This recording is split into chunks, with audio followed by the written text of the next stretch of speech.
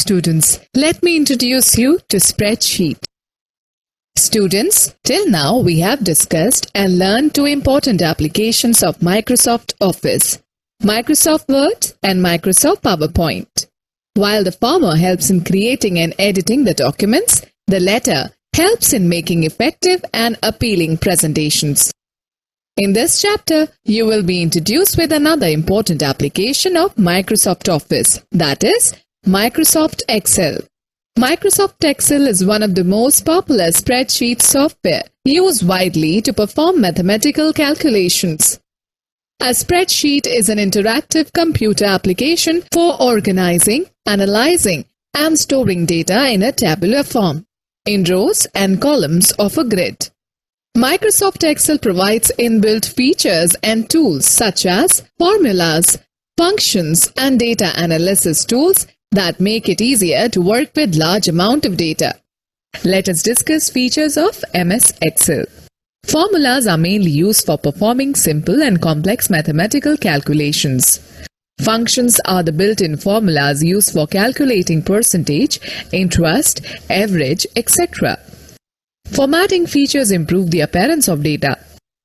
The data is automatically recalculated in the entire worksheet if any change is made in a single cell. Data can be searched quickly and, if required, replaced instantly. Quick data entry can be done in a large series of cells by using the autofill option. Data can be viewed in a graphical form such as charts, which help to understand, analyze, and compare data in an effective manner. These features have made Microsoft Excel the first choice for professionals to quickly perform lengthy accounting and financial tasks that help in taking prompt actions.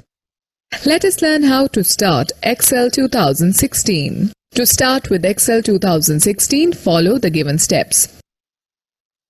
Click on Start. Click on Excel 2016. When you open Excel 2016, the Start screen appears. Select the blank workbook thumbnail from the screen. A new blank workbook named Book 1 will open before you. Okay, students, now let us discuss about workbook and worksheet. The Excel window that appears on the screen is called a workbook. It is assigned a temporary name as Book 1. Workbook is like a notebook which consists of a number of pages called worksheets. A worksheet is a grid-like area made up of rows and columns where you can enter and work with data. By default, an Excel workbook displays a single worksheet with the name Sheet 1. We can add any number of worksheets in a workbook according to the limits of memory available on a computer. A worksheet consists of 1,48,576 rows and 16,384 columns. Columns are represented by alphabets on the top and rows by numbers on the left side of the worksheet. Time for the fact file. The first electronic spreadsheet was VisiCalc, which was created by Daniel Bricklin, R. and Bob Frankston, L. in the early 1980s. Students, note the fact that you can apply a background to the Excel sheet. Click on the Page Layout tab. Then go to Background option in the Page Setup group. Let us learn about various components of a worksheet.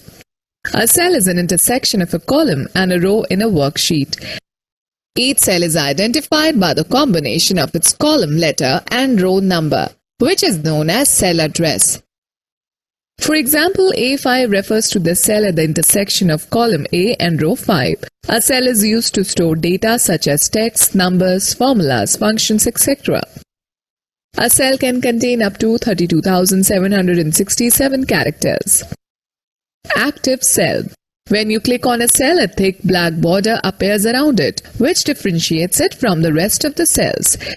This highlighted box is called cell pointer. It indicates that the current cell is active. Data can be entered only in the active cell. Range. A range is a group of contiguous cells which form the shape of a rectangle. It can be as small as a single cell or as big as an entire worksheet. You can specify a range by writing the starting cell address followed by the ending cell address, both separated by a colon.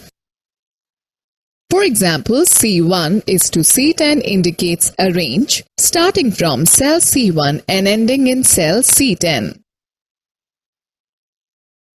Name box. Name box is located just above the column heading on the left side of the window. This area displays the location of the cell pointer. Formula bar.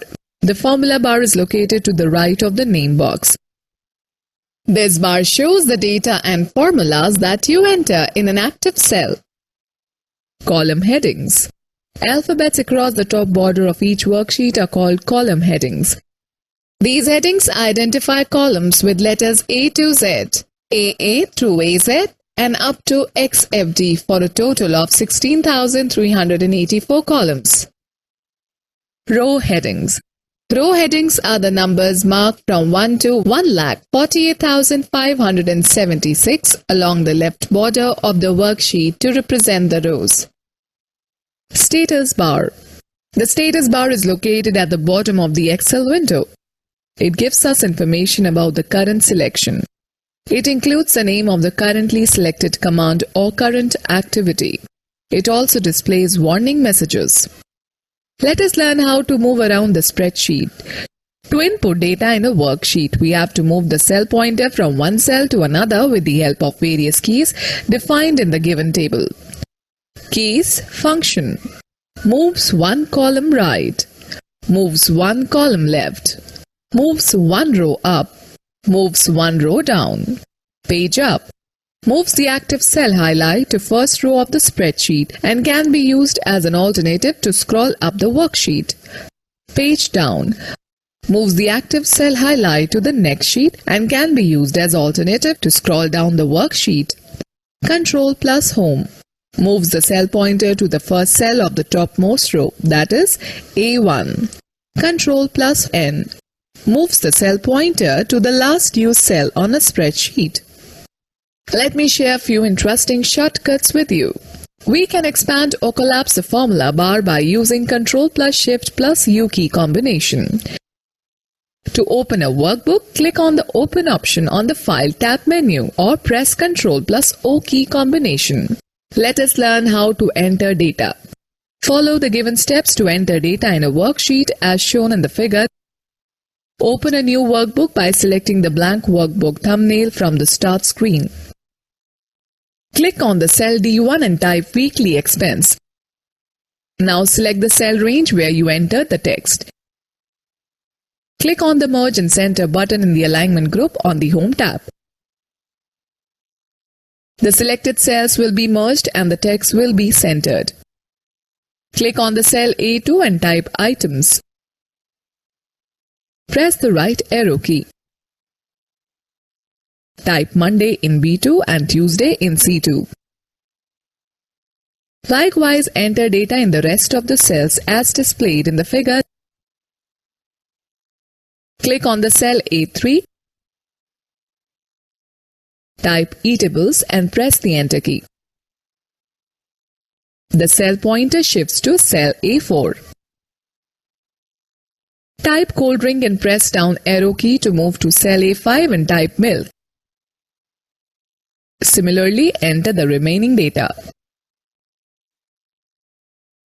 Let me share an interesting fact.